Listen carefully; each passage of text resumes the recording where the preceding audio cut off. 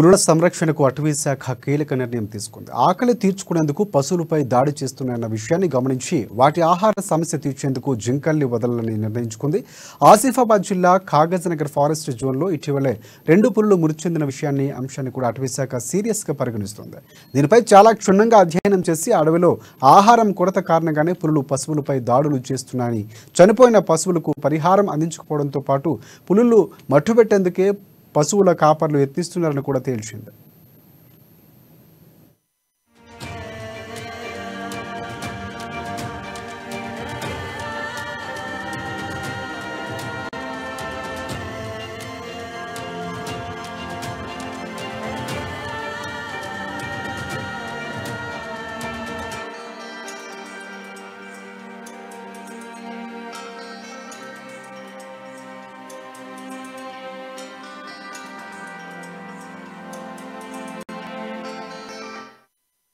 దీంతో ఈ జోన్లో ఉన్న 18 పెద్ద పులుల్ని సంరక్షించుకునేందుకు అటవీ శాఖ అధికారులు వాటికి ఆహారంగా 250 జింకలను వదిలేందుకు నిర్ణయించినట్లుగా తెలుస్తోంది. ఇందుకోసం హైదరాబాద్ జూ పార్క్ నుంచి 200, Karimnagar lower Maneru dam tier park నుంచి 50 జింకలను తెప్పించి అభయారణ్యంలో వదలబోతున్నట్లు సమాచారం అందుతోంది.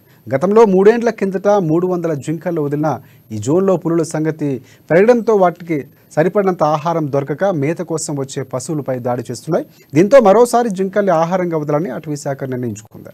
మరోవైపు పశువులపై దాడి చేసి చంపేస్తున్నాయో లేదా మరే ఇతర కారణాల వలన రైతులు, పశువుల కాపర్లు ఇలాంటి నేరపూరిత చర్యలకు పాల్పడవద్దని అటవీ శాఖ అధికారులు సూచిస్తున్నారు. ఏ కారణం చేతనైనా పులులు అంతమొందించేందుకు ప్రయత్నం చేయడం తీవ్రమైన నేరంగా పరిగణిస్తామని అంటున్నారు. పులులను సంరక్షించడం మనందరి బాధ్యత అని సహకరించాలని కోరుతున్నారు.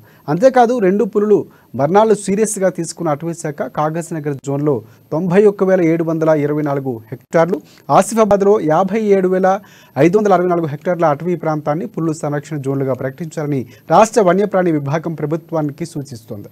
అటు పులులు మెరుగైన సంరక్షణకు కన్వర్జేషన్ జోన్కు నిధులు మంజూరు చేస్తామని కూడా నేషనల్ టైగర్ కన్వర్జేషన్ అథారిటీ హామీ ఇచ్చింది.